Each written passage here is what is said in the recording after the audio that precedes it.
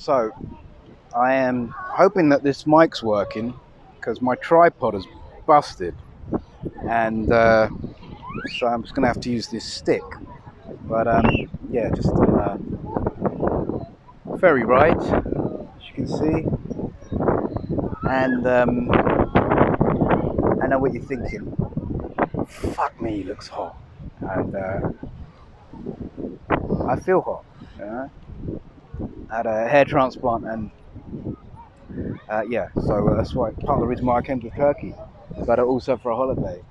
And just wanted to do a video on fear and the different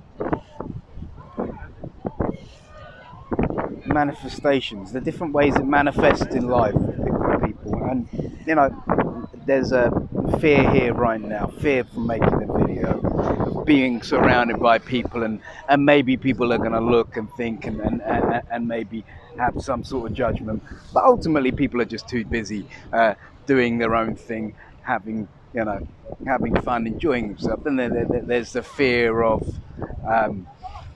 sharing the experience of the transplant, and it manifests in so many ways. What would people think? This, that, and the other, and ultimately, it's just the imagination. You know, it's just the ego which projects fear into the future, and you know, it's always just a fear of the future. And it's you know, it's simple concepts, really simple concepts of living a meaningful life, and just coming into the present moment.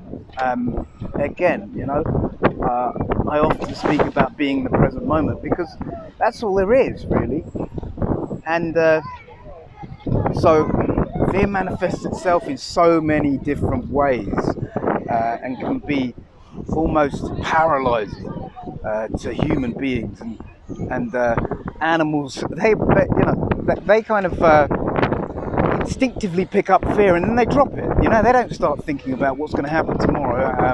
Am I going to find is a squirrel going to find a nut tomorrow? No, they run out of the way of the car, and then they just get back to normal. You know, they get that kind of rush of adrenaline. But we're constantly we're in the ego, and well, you know, I'm not speaking for anybody else, but me, it's you know, fear of judgment, fear of the day after tomorrow, and so many other, and a million different types of fear. What will this person think of me? What will that person think of me? And ultimately, it's just a load of nonsense, you know, because everybody's too busy living their own lives, right? And too wrapped up in their own problems to even worry about anybody else. And I was speaking to a guy in the hotel yesterday, 20-year-old, one of the receptionists, and I asked him about his dating life, and he's single, and I asked him, you know, there's so many stunning women in Istanbul, why doesn't he have a partner, or why is he not out there? And he says, well, you know, I can't speak to them. I said, why? He goes, oh, because people will watch. I said, so what? He's like, yeah, but people will watch, and then they'll get the wrong impression. I was like, what? So you're going to speak to somebody and they're going to think that you're some sort of rapist or whatever? And he had 1,000 different excuses as to why he doesn't speak to girls in Istanbul. And ultimately what it was is he was projecting these ideas of how people around him would react to him approaching a girl in the street. And I said to him, so look at it this way, if I'm going to be speaking to somebody in the middle of the street, right, you walk past, if that person's not related to you, it's not your sister, it's not your wife, do you give a shit? And they had to stop and take food for thought. And then there was other excuses, you know, but they're not, you know, they're up themselves, they're arrogant. Okay, so how many women have you spoken to in the last week, apart from when you've been at work? None. And at home, or in, you know, in warm environments where you're regularly at. And it was like, none. I said, well, go out and speak to 100 women and then come back to me, and then you might be able to give some sort of accurate feedback on on what the women are like. So, you know, it's a universal thing, man. Of course, you know, it's not like I've just discovered it and I'm the enlightened one, but it's just a universal thing. And he's at 20 years of age, right?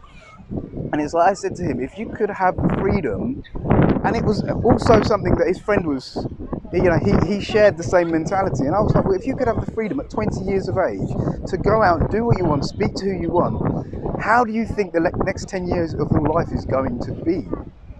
And he kind of stopped. And I said to him, you know, I kind of give him some exercises to do to kind of get out there and just get out of himself.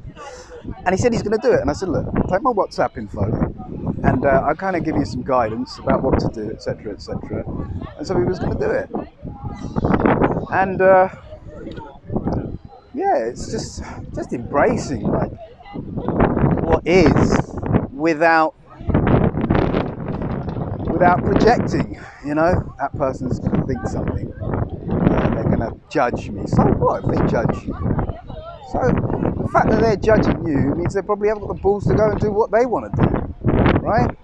That's all it comes down to. When people judge you, they're judging themselves. Right? If you notice, I notice in myself, if I judge somebody, if I'm in a judgmental place, I'm judgmental of myself, ultimately.